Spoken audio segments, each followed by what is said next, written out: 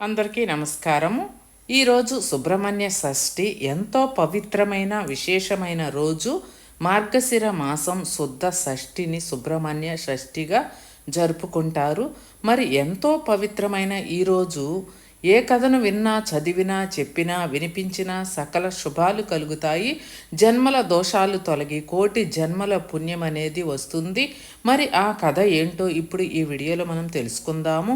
సుబ్రహ్మణ్యేశ్వర జననం గురించి తెలుసుకుందాము. సుబ్రహ్మణ్యేశ్వర జననం శివపార్వతుల పార్వతి అమ్మవారితో ఆ పరమశివుడు 1000 సంవత్సరాలు ఏకాంతంగా పార్వతీదేవితో కాలం గడుపుతూ ఉన్నారు. అది ఆది దంపతుల ఆనంద నిలయంగా లోకాలు అంతటికీ ఆదర్శంగా ఉన్నది. శివుని రెండవ కుమారుడైన సుబ్రహ్మణ్య స్వామియే కుమారస్వామి, కార్తికేయుడు, స్కందుడు, షణ్ముఖుడు, మురుగన్, గుహుడు అనే మొదలగు పేర్లతో కూడా పిలువబడుతున్నాడు. మార్గశిర శుద్ధ షష్ఠిని సుబ్రహ్మణ్య షష్ఠి అని కూడా అంటారు. దీనినే చంపా షష్ఠి, ప్రవార షష్ఠి, సుబ్బరాయుడు షష్ఠి, తమిళులు దీనిని స్కంద షష్ఠి అని అంటారు. దేవేంద్రుడు మార్గశిర శుద్ధ షష్ఠి నాడు దేవసేనతో సుబ్రహ్మణ్య స్వామి వారికి అత్యంత వైభవంగా వివాహం జరిపించిన రోజునే శ్రీ సుబ్రహ్మణ్య షష్ఠిగా వ్యవహరిస్తారు. కుమారస్వామి మాతృగర్భము నుండి పుట్టినవాడు కాదు. కథాక్రమంలో పుత్రుడిగా పార్వతీ పరమేశ్వరులు స్వీకరించారు. ఈ విషయం మహాభారతం అరణ్య పర్వంలో కూడా కనబడుతుంది.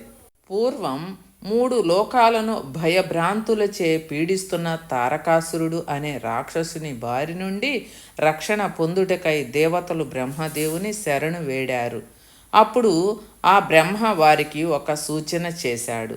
ఈ తారకాసురుడు అమిత తపోబల సంపన్నుడు, బలశాలి కావున చంపడం మన తరం కాదు, కానీ ఈశ్వర తేజాంశ సంభవుని వల్లనే వీడికి మరణం ఉంటుంది అని చెప్పాడు. కావున మీరు శివుడికి హిమవంతుని పుత్రిక అయిన పార్వతీదేవితో వివాహం జరిపించండి. వారికి కలుగు పుత్రుడే తారకాసురుని సంహరించగల సమర్థుడు అవుతాడు అని తరుణోపాయం కూడా చెప్పాడు. దేవతలు శివుణ్ణి ఒప్పించి పార్వతితో పెళ్లి జరిపించారు. ఒకనాడు పార్వతీ పరమేశ్వరులు ఏకాంత ప్రణయానందంగా ఉన్న సమయంలో అగ్నిదేవుడు పావురం రూపంలో వారి ఏకాంత మందిరంలోకి ప్రవేశిస్తాడు. అది గమనించిన పరమశివుడు తన దివ్య తేజస్సును ఆ అగ్నిహోత్రునిలోకి ప్రవేశపెడతాడు. దానిని భరించలేక ఆ దివ్య తేజమును గంగానదిలో విడిచిపెడతాడు. ఆ తేజము ఆ సమయమందు ఆ నదిలో స్నానమాడుచున్న షట్కృత్తికల దేవతల గర్భాన ప్రవేశిస్తుంది. ఆ రుద్రతేజమును వారు భరించలేక పొదలలో విసర్జిస్తారు. 6 ముఖాల తేజస్సుతో ఒక దివ్యమైన బాలుడుగా ఉద్భవిస్తాడు. ఈ విషయం తెలుసుకున్న పార్వతీ పరమేశ్వరులు రుద్రాంశ సంభూతునిగా ఆ షణ్ముఖుని అక్కున చేర్చుకొని కైలాసం తీసుకొని వెళతారు. ఆ బాలుడు గంగా గర్భములో తేజోరూపంలో ఉన్నందుకు గాంగేయుడని షట్కృత్తికలు వానిని పెంచి పెద్ద చేసిన కారణం వల్ల మరియు 6 ముఖాలు కలవాడు అగుట వల్ల షణ్ముఖుడని, కార్తికేయుడని అతడు గౌరీశంకరుల పుత్రుడగుటచే కుమారస్వామి అని, సుబ్రహ్మణ్య స్వామి అని పేర్లతో కూడా పిలువబడ్డాడు. కారణజన్ముడైన ఈ బాలుణ్ణి పార్వతీ పరమేశ్వరులు దేవతలు కోరిక మేరకు కుమారస్వామిగా చేసి దేవతల సర్వ సైన్యాధ్యక్షునిగా నియమించి పరమేశ్వరుడు శూలం మొదలైన ఆయుధాలను ఇవ్వగా ఆ జగన్మాత పార్వతీ కుమారుని దీవించి శక్తి అని ఆయుధాలను ఇచ్చి సర్వశక్తివంతుడిని చేసి తారకాసురునిపై యుద్ధ శంఖారావాన్ని మ్రోగిస్తారు. అంతటా ఆ స్వామి నెమలి వాహనారూఢుడై 6 ముఖాలు 12 చేతులతో ఉగ్ర రూపం దాల్చి 6 చేతులతో ధనస్సులను మరో 6 చేతులతో బాణాలు ధరించి రాక్షస సేనను ఒకేసారి సంహరించాలని తలచి సర్పరూపం దాల్చి రాక్షసులను ఉక్కిరి బిక్కిరి చేసి భీకర యుద్ధములో తారకాసురిని సంహరించి విజయుడైనాడు. సర్వశక్తి స్వరూపుడైన ఈ స్వామికి దేవేంద్రుడు దేవసేనతో వివాహము జరిపించిన ఈ రోజును శ్రీ సుబ్రహ్మణ్య షష్ఠిగా పిలుచుకుంటున్నాము. శ్రీ వల్లి దేవసేన సమేత శ్రీ సుబ్రహ్మణ్యేశ్వర స్వామి వారికి భక్తులు కళ్యాణోత్సవములు సహస్రనామ పూజలు అత్యంత వైభవంగా జరుపుతూ ఉంటారు. ఈ స్వామి ఆరాధన వల్ల నేత్ర రోగాలు చర్మ వ్యాధులు తగ్గుతాయని, పెళ్లి కాని వారికి వివాహం జరిగి సత్సంతాన సౌభాగ్యం కలిగి ఆయురారోగ్య ఐశ్వర్యములతో వర్ధిల్లుతారని భక్తుల విశ్వాసం. అలా సంతానము కలిగిన వారు శ్రీ స్వామివారి సహస్రనామాలలో ఇష్టమైన పేరును వారి బిడ్డలకు పెట్టుకుంటారు. ఈ పుణ్యదినం నాడు భక్తులు ఉదయాన్నే స్నానం చేసి ఏ ఆహారము తీసుకోకుండా తడి బట్టలతో సుబ్రహ్మణ్య స్వామి ఆలయానికి వెళ్ళి పాలు పండ్లు పువ్వులు వెండి పడగలు వెండి కళ్ళు మొదలైన మొక్కుబడులు సమర్పించుకుంటూ ఉంటారు. ఇదంతా నాగపూజకు సంబంధించినదే. జాతకములో కుజదోషం కాలసర్పదోషం చే సకాలంలో వివాహం కానివారు వల్లి దేవసేన సమేత సుబ్రహ్మణ్య స్వామి కళ్యాణాలను ఈ షష్ఠి నాడు చేయటం కనిపిస్తుంది. తమిళనాడు ప్రాంతాలలో ఈ రోజున కావడి మొక్కును తీర్చడం కనిపిస్తుంది. షష్ఠి నాడు కుమారస్వామి ఆలయానికి కావడి మోసుకుని పోవడమే దీనిలోని ప్రధాన అంశం. ఈ కావడిలో ఉండే కుండలను పంచదారతోనూ పాలతోనూ నింపుతారు. కావడిలో మోసేవి వారి వారి మొక్కును బట్టి ఉంటుంది. ఈ పండగ చాలా ప్రసిద్ధి చెందినది. నాగప్రతిష్ఠ చేసిన వారికి సంతానము కలుగుతుందనే నమ్మకం భక్తులలో చాలా ఉంది. సుబ్రహ్మణ్య షష్ఠి వ్రతంలో సామాజిక ప్రయోజనం కూడా కనబడుతుంది. ఈ వ్రత విధి విధానంలో దానాలే ప్రధానం అని తెలుస్తుంది. మార్గశిర మాసం అంటే చలి ఎక్కువగా ఉండే మాసం. చలి బాధను తట్టుకోలేని ఆర్థిక స్తోమత లేని వారు ఇబ్బందులు పడకుండా ఉండాలని మన శక్తి కొలది సాటివారికి సహాయపడమని దానం చేయమని సందేశం ఇస్తుంది. ఈ దానాలు చేసిన వారికి గ్రహబాధలు తొలగి సుఖ సంతోషాలతో జీవితం సాగుతుందని భావం.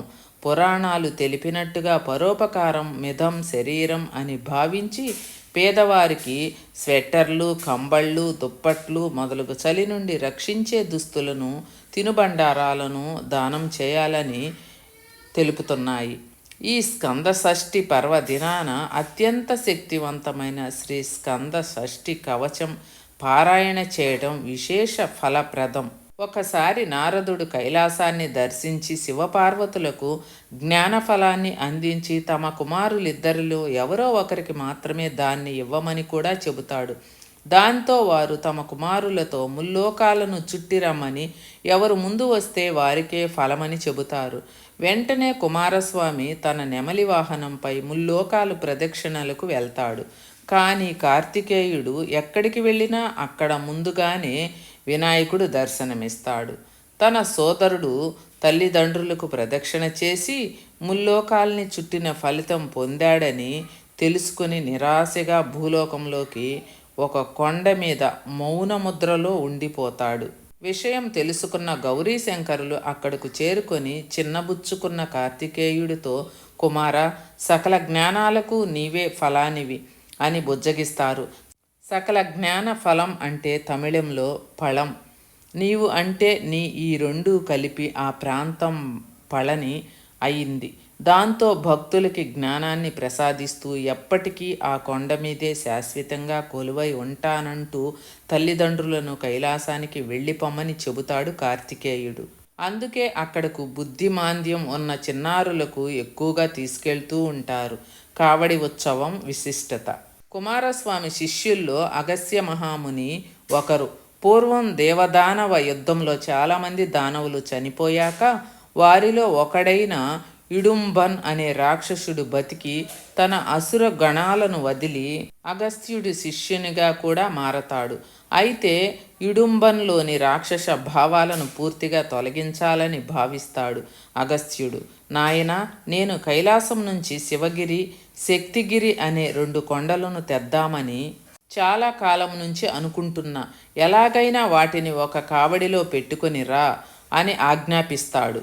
ముని చెప్పినట్టే కైలాసం వెళ్ళి కొండలను కావడిలో పెట్టుకొని బయలుదేరతాడు ఇడుంబన్. ఆ రాక్షసుడి అసురత్వాన్ని సుబ్రహ్మణ్యుడే పోగొడతాడని శివుడు అందుకు అడ్డు చెప్పడు.